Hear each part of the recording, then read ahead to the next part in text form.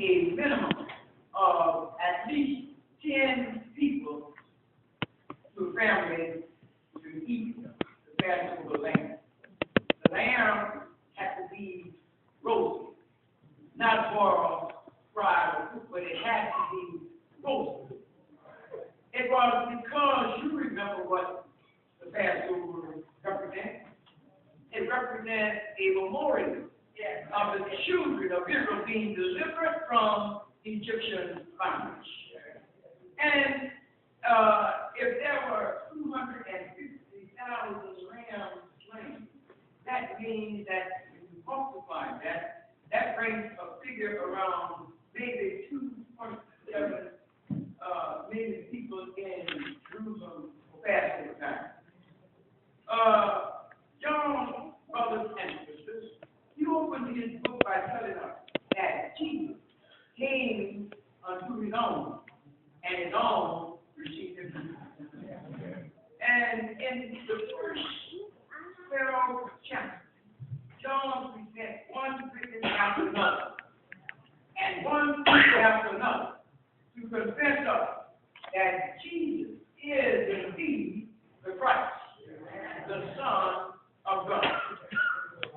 All of this evidence was seen firsthand by the leaders of the nation, and yet they rejected his claim.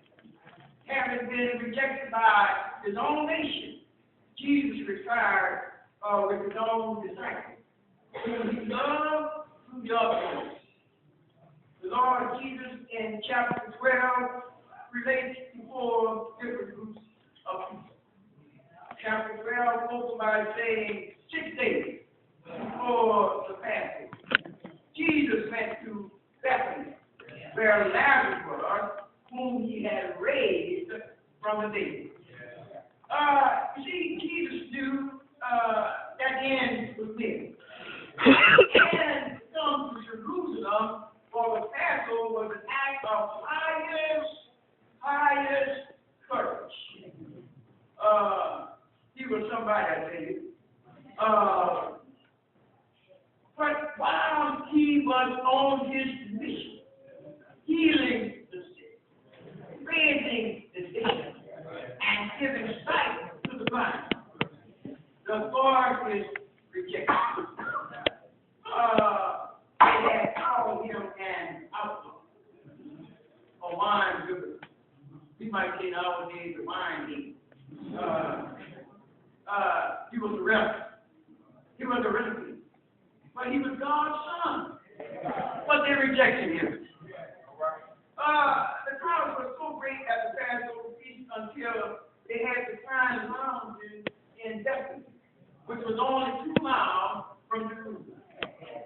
And the Bible says that 6 days before the Passover, when Jesus came to Bethany, they made him a meal.